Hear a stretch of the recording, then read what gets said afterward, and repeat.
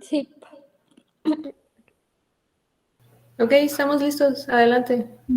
Okay, buenas tardes, soy Daniela Zavala de la Universidad de Sonora. Les voy a platicar un poco sobre el proyecto que realicé en mi maestría, que es estudio de un receptor volumétrico de óxido de alúmina con carburo de silicio.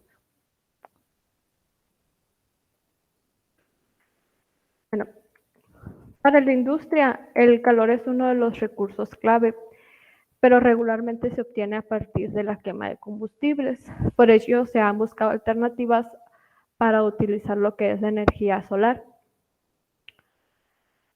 Para convertir la energía solar en una energía útil existen dos métodos básicos, que es la fotovoltaica y la fototérmica. El primero aprovecha lo que es el fenómeno fotovoltaico para convertir directamente la energía solar en electricidad, mientras que en el segundo se convierte la energía solar en calor. Para aprovechar la energía fototérmica se utilizan los que son los concentradores solares, que es básicamente un juego de espejos, y se cuentan con sistemas de baja, media y alta temperatura. Tenemos los concentradores planos que alcanzan temperaturas menores a 100 grados centígrados, los de foco lineal como son los Fresnel o los concentradores cilindro parabólicos que alcanzan de 100 a 500 grados centígrados, y los concentradores de foco puntual como el disco parabólico y las de torre central que alcanzan temperaturas mayores a 500 grados centígrados. Para este proyecto se va a utilizar un horno solar. Este combina tecnologías de la torre central, que son los helióstatos, y de los discos parabólicos para el concentrador. El helióstato tiene pues, la función de redireccionar la radiación en forma de plano perpendicular hacia la superficie parabólica durante el tiempo determinado en el que dure la experimentación, y el concentrador a su vez aumenta la densidad de la radiación solar concentrada en el foco de la parábola y donde se instala lo que es un reactor. La ventaja de estos concentradores es que está accesible la mesa experimental, entonces puedes hacer cambios en los reactores que vayas a poner de cada experimentación, y aparte nos permite poner lo que es un atenuador entre el helióstato y el concentrador para atenuar y controlar el flujo radiactivo. Pero ¿cómo vamos a transformar esa energía concentrada, esa radiación concentrada, a una energía útil? Para ello se utilizan lo que son los receptores solares. Los receptores solares tienen como funcionamiento principal el absorber la radiación solar y transformarla en energía calorífica para transferirla a un fluido de trabajo, que puede ser agua, gases o sales fundidas. Entre los receptores se encuentran los receptores volumétricos, que es donde nos vamos a concentrar en este proyecto, y su característica principal es que hacen uso de la mayor parte de su volumen para calentar el fluido de trabajo que pasa a través de su estructura.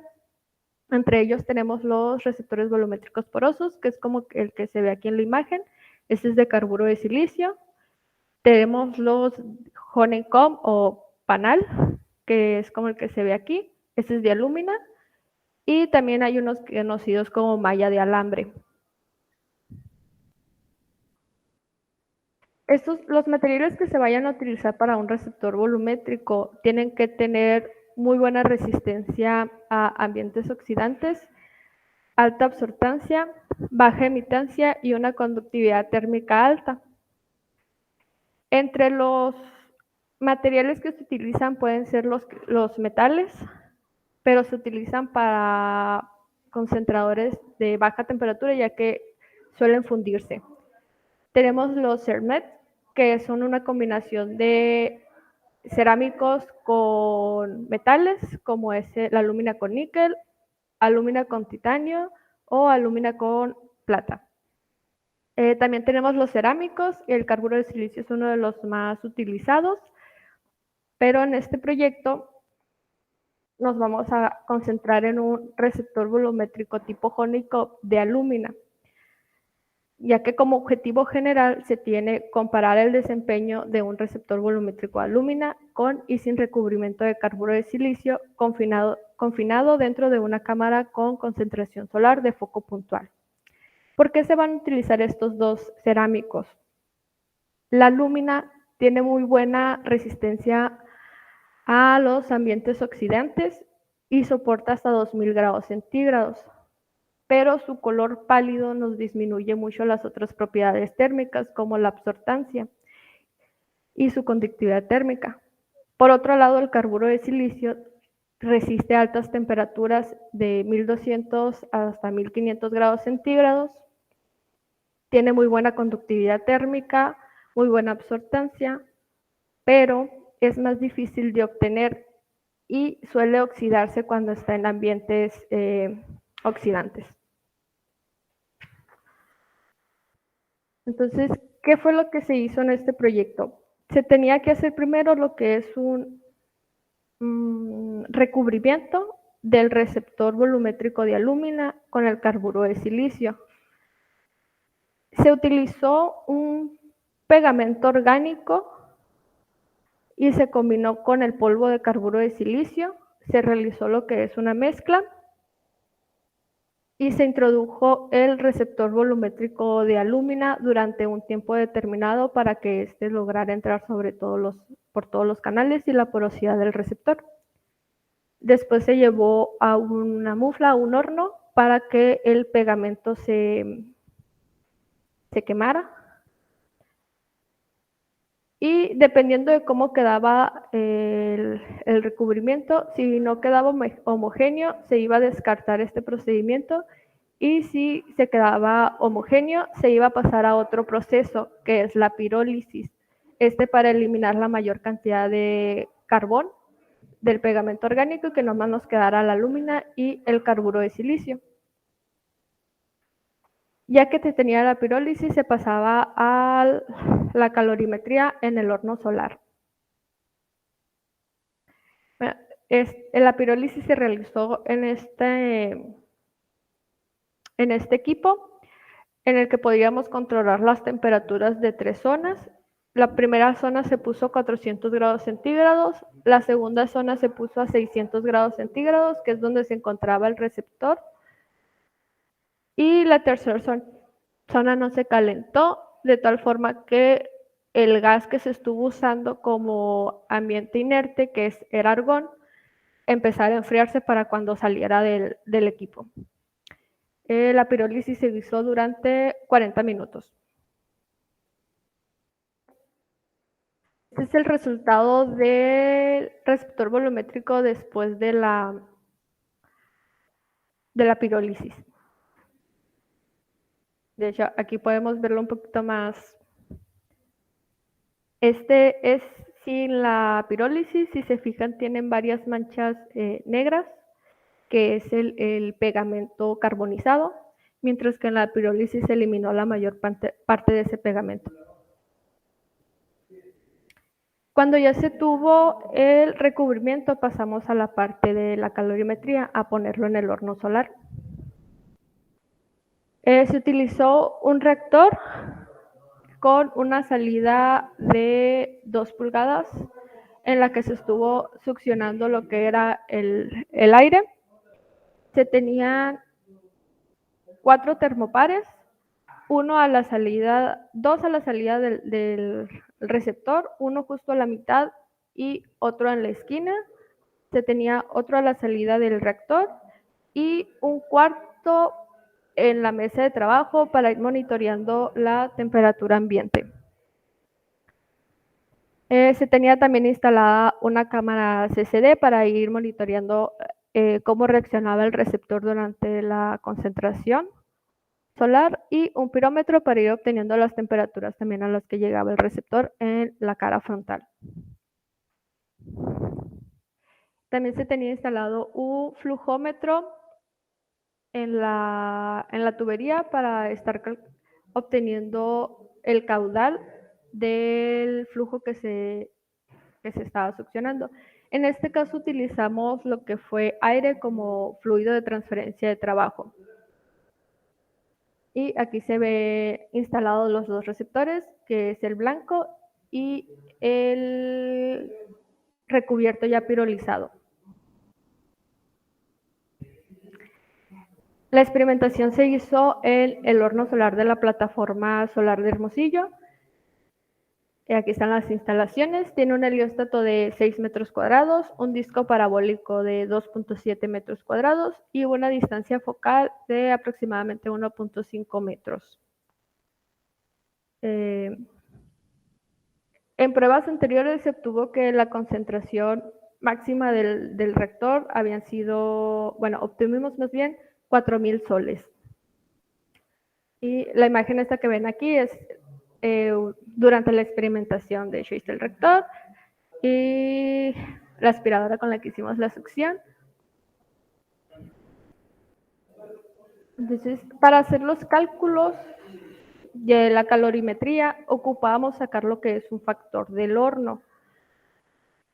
El factor del horno implica todos aquellos ruidos que nos meten el equipo, como la transmisividad del vidrio, la reflectividad de la superficie, el sombramiento de la mesa de trabajo, la sombra del atenuador, factores de alineación, entre otros.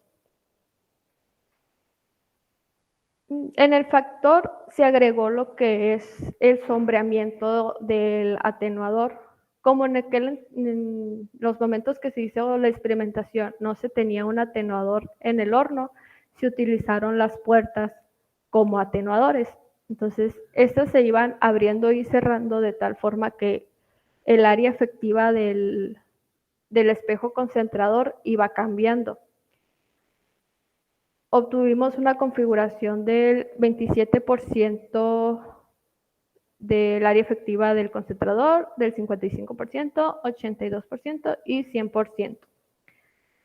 También tomamos en cuenta que al momento de la experimentación no se lograba iluminar todo el concentrador, ya que estábamos perdiendo 10 centímetros de este por la posición del sol, cosa que en invierno no sucede.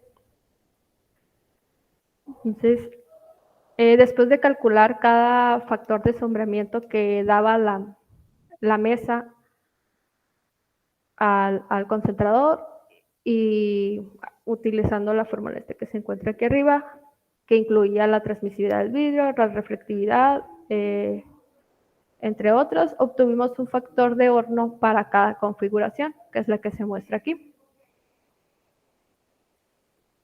Entonces, para el balance térmico teníamos que sacar la potencia de entrada, la potencia de salida y la eficiencia que se estuvo obteniendo. En la potencia de entrada multiplicamos la DNI del momento de la experimentación, el factor de horno calculado anteriormente, por el área del concentrador. Y en la potencia de salida utilizamos lo que es el flujo másico, el CP del aire y el cambio de temperatura entre la temperatura ambiente y la temperatura del aire al momento de salir del reactor.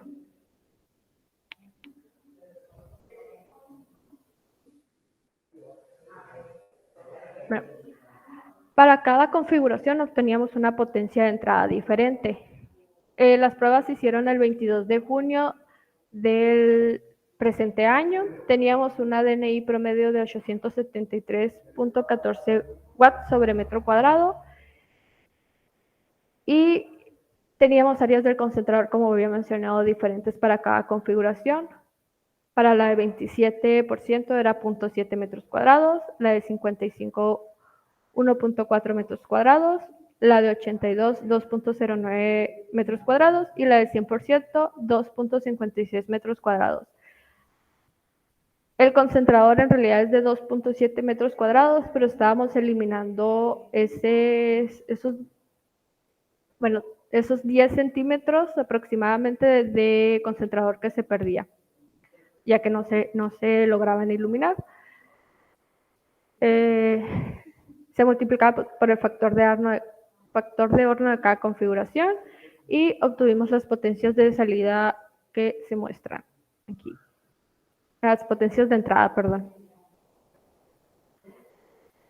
En las primeras pruebas, antes de hacer todos los cálculos, con solo ver las temperaturas, sabíamos que teníamos muy buenos resultados, ya que las temperaturas de salida del aire para el receptor volumétrico de alúmina con el recubrimiento fueron mayores al receptor volumétrico de alúmina solo.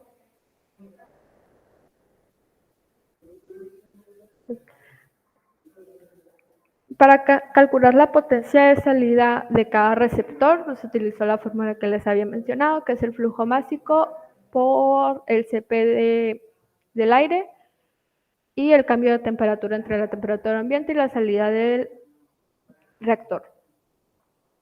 El flujo másico fue calculado para cada configuración, ya que a mayores temperaturas el aire se vuelve menos denso, así que también nos iba cambiando el flujo másico. De hecho, si se fijan, conforme iba aumentando la temperatura, iba disminuyendo el flujo másico. Estos son los cambios de temperatura que logramos alcanzar. En el blanco, el mayor fue de casi 10 grados centígrados, mientras que en el receptor con recubrimiento fueron 23 grados centígrados de diferencia. Obtuvimos estas potencias de salida y pues en la gráfica se ve que el receptor volumétrico con el recubrimiento obtuvo las mayores potencias de salida.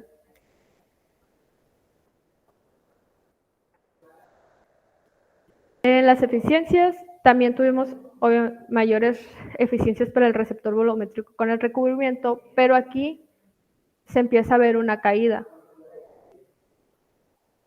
Esto se debe a que estuvimos perdiendo recubrimiento durante la experimentación, como se muestra aquí. Este fue el receptor volumétrico al inicio de la experimentación y este fue al final. De hecho, logramos también romperlo, no sé si se nota, pero aquí está como fracturado la lúmina.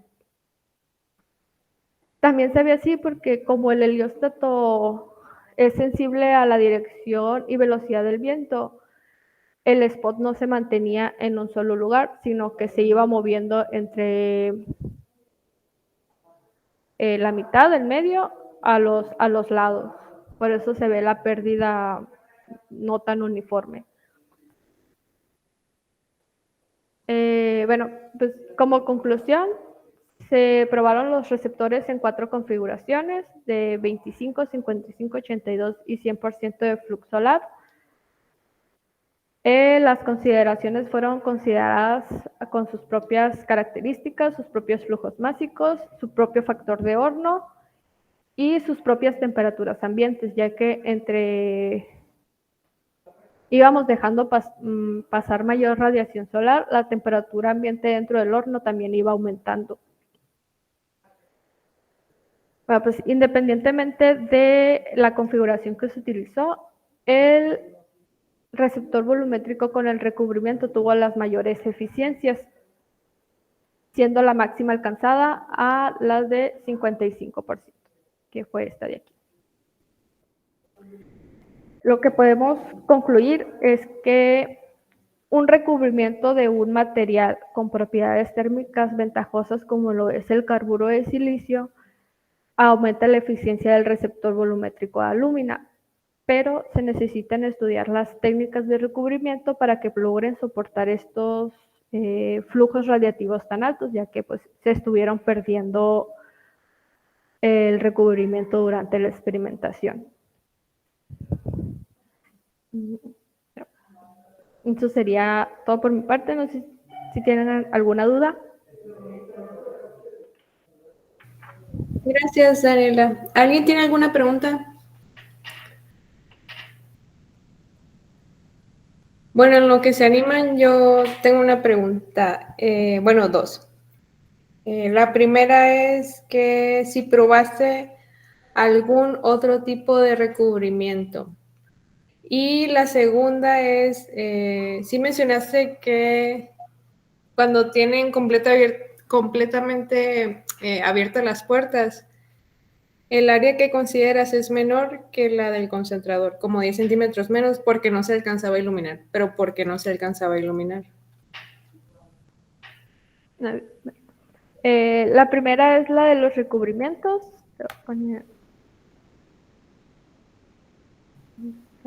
Aquí. Intentamos 3 recubrimientos en total. La primera fue una mezcla de glicerina con carburo de silicio.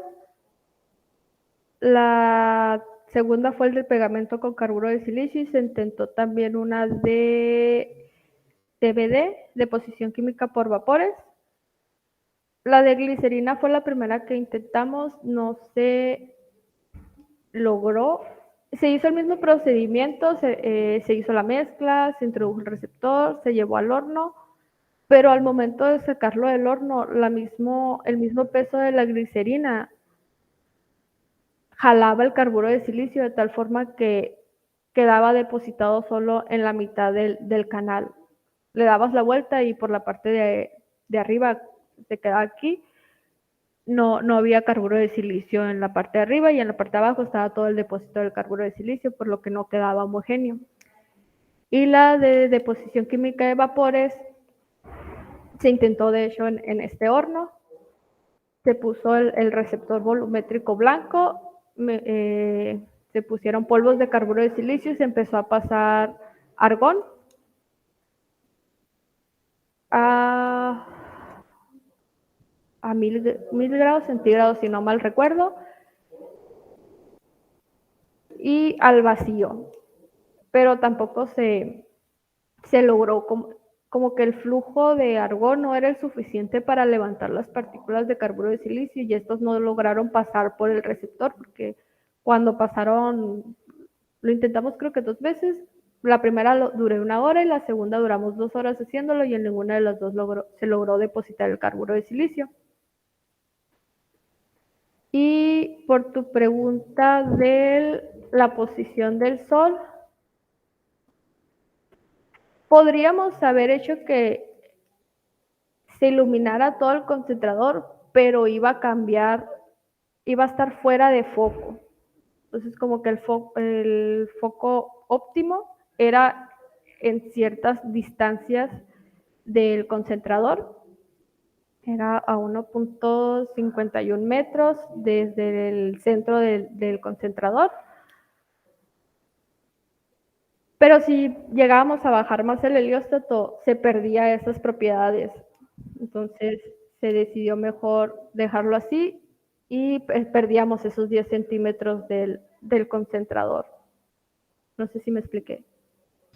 Sí, creo que también lo mencionaste durante la presentación y no hice clic. Bueno, muy bien, muchas gracias, Dani. Hay algunas manos levantadas. Primero el doctor Carlos y después el doctor Ricardo. Gracias por tu presentación, Dani. Muy clara. Nada más aquí me queda una reflexión. El objetivo era incrementar la absorbancia del receptor con el carburo de silicio. Y el tema del depósito, pues no fue bueno. La lúmina solamente la empleaste como algo estructural. ¿Qué propondrías para un siguiente trabajo? ¿Cómo harías para que o fabricar el receptor que tenga carburo de silicio sin que se nos esté degradando o sin que se te esté degradando? En este caso, como teníamos la lúmina y el carburo de silicio por separados, teníamos que buscar una forma de unirlos. Pero si se hace, como vimos que sí funciona, se podría hacer como desde un proyecto desde cero, que sea armar el receptor volumétrico y hacer como una tipo aleación entre la lúmina y el carburo de silicio. ahí jugando con los porcentajes de tanto porcentaje de alúmina, tanto porcentaje de carburo de silicio, para esperar que no se fuera el recubrimiento durante la experimentación. ¿Cómo lo fabricarías? Podría ser una mezcla, es que no sé cómo viene una mezcla inicial de polvos de alúmina con los polvos de carburo de silicio, a lo mejor con compresión, de ir armando las plaquitas y luego unirlas para hacer el receptor volumétrico. Si estamos haciendo seguimos utilizando el de Honeycomb, podría ser así, armar la mezcla entre los polvos de aluminio y carburo de silicio, como le digo, trabajando con los porcentajes, y tratar de darle la forma por presión de la estructura que queramos. O sea, una impresión 3D. Sí, también. Perfecto. Pues muchas gracias. De nada. ¿Alguna otra? Muy bien, sí, el doctor Ricardo tenía levantada la mano, pero no sé si está por aquí. Sí, aquí estoy. Sí.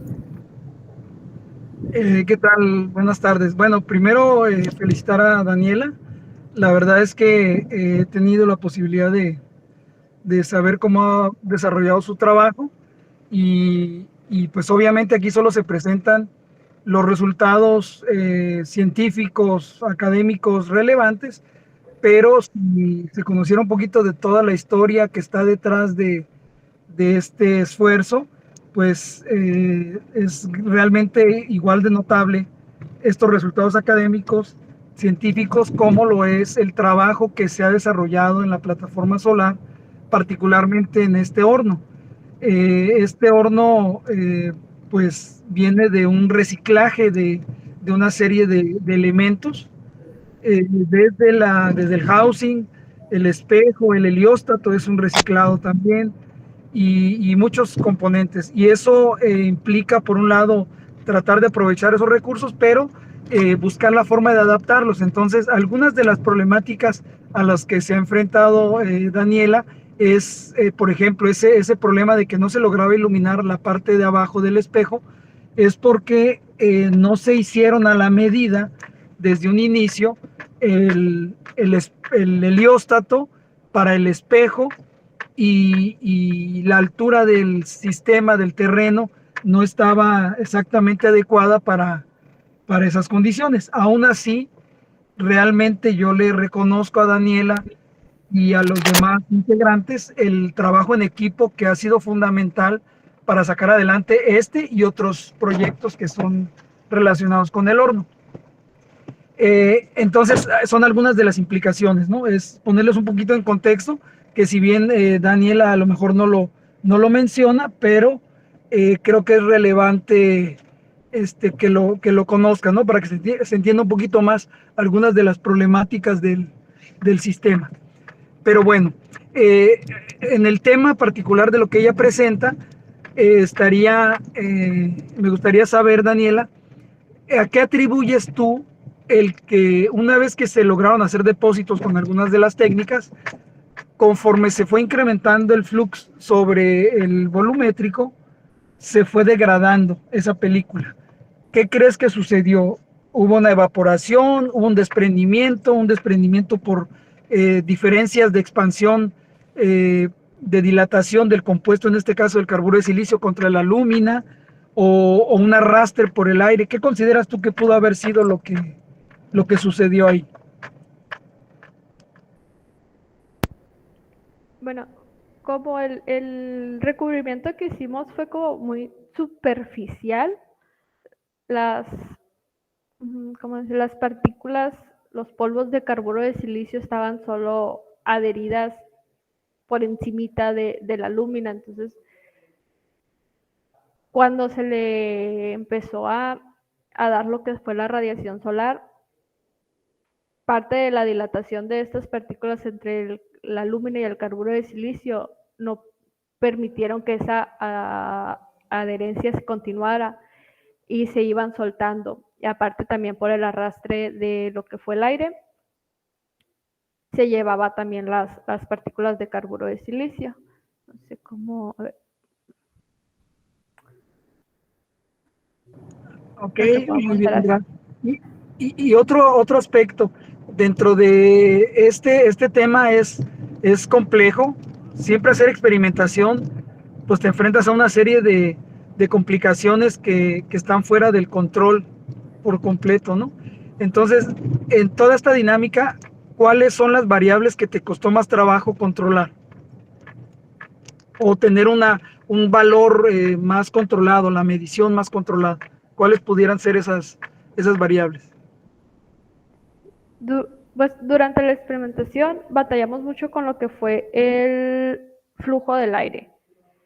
Las primeras pruebas que se hicieron, las gráficas del flujo eran muy feas, horribles, porque había tanta variación en el aire de cambio de densidades que no podía sacar un promedio de cuál era su caudal durante cada experimentación. Teníamos horribles, así, no, o sea, no había un promedio que pudiera calcular, pero en la segunda experimentación logramos como tapar la mayor cantidad de fugas que se tenía en el reactor, aparte también en el receptor, todas estas esquinitas se lograron tapar con fibra de alúmina y se taparon también algunas canales de tal forma que pudimos tener un mejor control del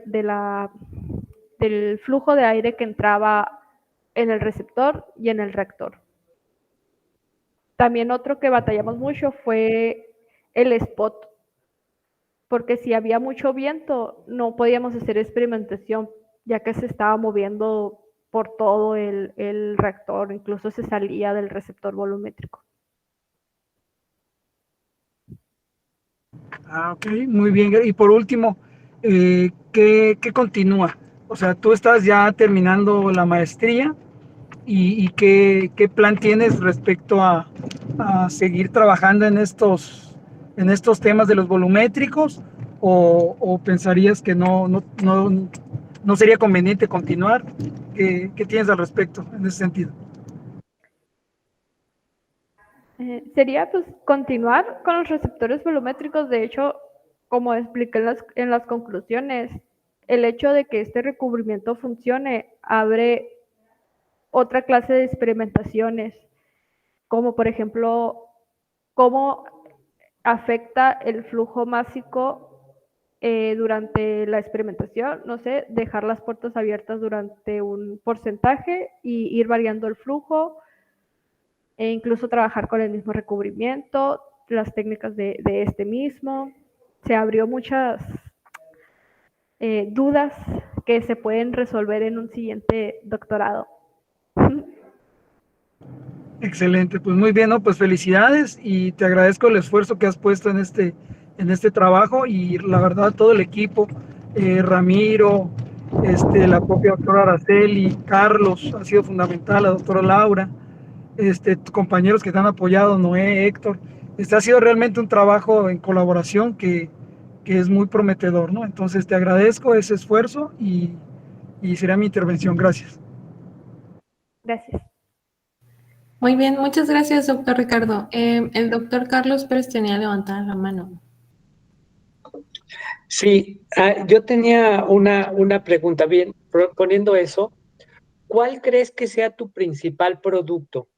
O sea, el objetivo eran los receptores volumétricos, pero ¿ese es tu principal producto o tienes otros productos de esta tesis? Tengo 2 productos más, o sea, fueron 3 en total, que fue la calorimetría del receptor volumétrico, la comparación. Se hizo también la caracterización óptica del horno, que con eso sigo trabajando. Y la parte del material del receptor volumétrico, la absortancia la SEM y los rayos X, que también se están trabajando con ellos. Pero en total fueron 3. Entonces, bueno, de la calorimetría, ¿qué dispositivo dejas?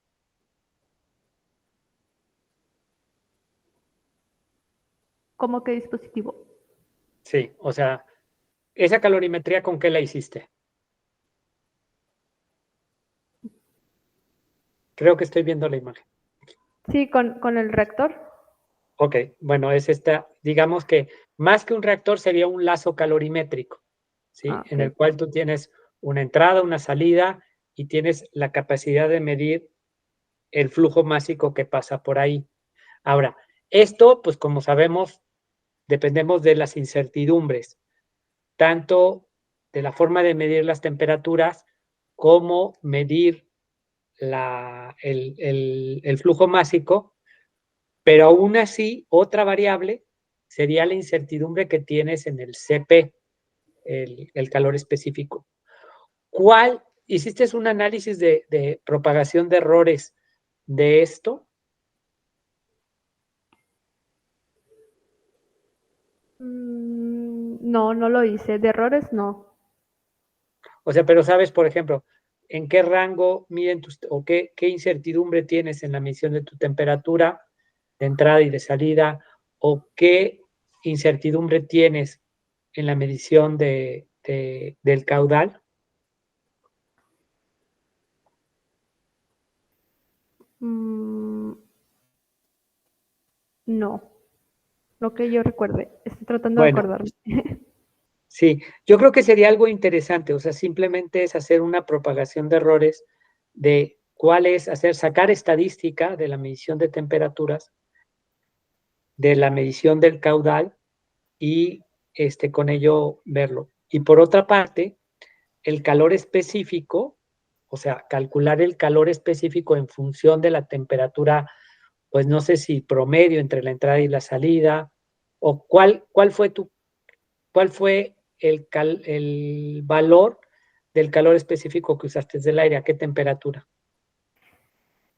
El calor específico lo busqué en las tablas de libros de termodinámica, el Ajá. CENGEL. Uh-huh. Utilicé el rango de la temperatura de salida del reactor. Ok. Bueno, Y pues sería. no había mucha diferencia, por eso no hice los cálculos de cómo iba variando con la temperatura, ya que los rangos de salida entraban en los rangos que te da el libro. Esa Donde, diferencia a la que tú te refieres, en el caso específico del CP, ajá. esa es la incertidumbre que tú tienes en esa medición. Y lo que tienes que hacer simplemente es una propagación. ¿Cómo se te iría? Igual el termopar, pues de salida puede estar midiendo 600 o más menos 2, 5, 10 grados. Entonces eso, ¿cuánto te repercute y cuál sería su banda? Okay. Pero sí sería interesante sacar eso, ¿sale? Pero lo que yo valoro como un producto muy importante que ya tienes un instrumento, o sea, que se cuenta con un instrumento no solo para este receptor, podría ser cualquier receptor, ¿no? Sí, Sí. Pues muchas gracias. gracias. Ok, muchas gracias, doctor Carlos. Bien, yo tengo una pregunta, Dani, y va en este sentido de lo del flujo másico, ¿no?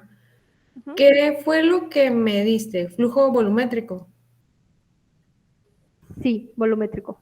Y ya dijiste que el CP utilizaste un intervalo de temperaturas para hacer el cálculo del flujo másico, pero ahora la densidad también fue en un intervalo de temperaturas o la calculaste punto a punto. La calculé con la temperatura promedio de cada configuración. Temperatura promedio de las salidas. Sí, de las salidas. Ah, ok. De la entrada no consideraste nada. Temperatura ambiente. Nomás para la parte de la potencia Ajá. de Pero, salida, porque el flujo másico pues, lo calculé con el caudal y la densidad. Y esta densidad me iba cambiando para cada configuración. Ajá, pero también en función de la temperatura. Sí, también en función de la temperatura. Ok, ok. Bien. Muchas gracias, Dani. De nada. ¿Alguien tiene otra pregunta?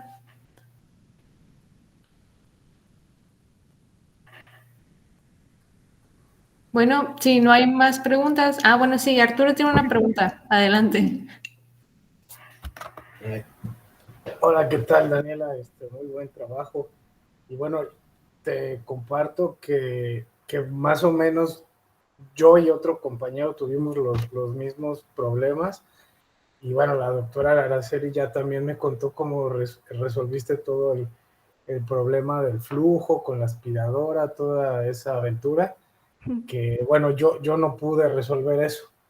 Yo no pude resolver eso, pero te comparto un poco la experiencia de mi compañero Carlos Arriola, el doctor Carlos Arriola, y él construyó, bueno, él trató también de hacer pasar un flujo de aire para un reactor de ciclos termodinámicos. Pero bueno, así en resumen, la hipótesis es que justo donde, digamos, el cono que se forma de radiación, un poco antes de llegar al receptor, justo ahí es donde la densidad del aire es menor. Entonces, para tú jalar el flujo con la aspiradora hacia atrás, la aspiradora debe de producir una diferencia de presión menor hasta atrás, menor al punto mínimo de la presión del aire justo antes de entrar al receptor. Entonces, si quieres continuar, una buena idea, tal vez pueda funcionar, no lo sabemos, es tapando el reactor con una ventana, no dejar así, no tenerlo totalmente sellado, que entre un poco de aire, pero estrangular un poco el flujo de aire, porque bueno, más o menos esa es la hipótesis. Yo también en las pruebas que traté de hacer, sí, justo tenía la aspiradora prendida a la máxima potencia y se me fundió la lúmina, bueno, el carburo de silicio, o sea, el horno, la tenedor estaba abierto no me acuerdo, o sea, estaba a una apertura, un porcentaje alto, había mucha potencia, se fundió el carburo de silicio y se veía como el humito saliendo del reactor, no entraba, pues. Entonces, pues bueno, es una recomendación para trabajos futuros. Y si te gustó mucho tu proyecto, que veo que sí te gustó mucho, pues puede ser que funcione, no lo sé. Y bueno, felicidades por el trabajo. Listo. Muchas gracias. Igual sería intentarlo viendo con una ventanita. Creo que sí te entendí cómo ponerla. Bien, muy bien. Muchas gracias por la participación, Arturo. El doctor Ricardo tiene levantada la mano. Adelante. Sí, nada más para complementar un poco lo que comenta Arturo. Tú al momento de que incide la radiación sobre tu volumétrico, no es una distribución homogénea. Tú tienes una región de mayor concentración y una de menor. Esa de mayor concentración se encuentra hacia el centro y es donde se ubica las mayores temperaturas. Al incrementar la temperatura, incrementa la temperatura del aire y eso disminuye su densidad y disminuye su capacidad de arrastre. Entonces, se amplifica el efecto de disminución de flujo del aire en esa zona, por lo tanto se dispara aún más la temperatura. Mientras que en las orillas, que son regiones de menor flux, logra pasar la mayor cantidad del aire. Entonces hay una especie de estancamiento en esa región. Por eso es que, por ejemplo, en el caso de Daniela, y la doctora Araceli lo hizo en su momento, redujeron las zonas de baja temperatura que circulara por ahí el aire para tratar de forzar a que pasara un poco más por el centro. Entonces es alguna de las condiciones que vimos por las cuales se llegaba a fundir, obviamente en la región de mayor flux. Entonces, como recomendación es cubrir las zonas de bajo flux para que trabajen, se obliga a que el aire circule por las regiones de concentración mayor, ¿no? Ese sería mi comentario. Gracias. Muy bien, muchas gracias, doctor Ricardo. ¿Alguien más tiene algún comentario o alguna otra pregunta para Daniela? Yo voy a decir algo. Sí. Sería muy interesante simular cómo pasa el aire ya con los datos que tenemos, tanto de la doctora Lacedi como los que yo tengo, para ver cómo pasa el aire en la entrada y en la salida del rector. A ver cómo va pasando. Sí, creo que es un buen ejercicio en el que nos pudieran ayudar nuestros colegas de la parte teórica. De la parte teórica. Sí, un trabajo para el doctor Maitorena.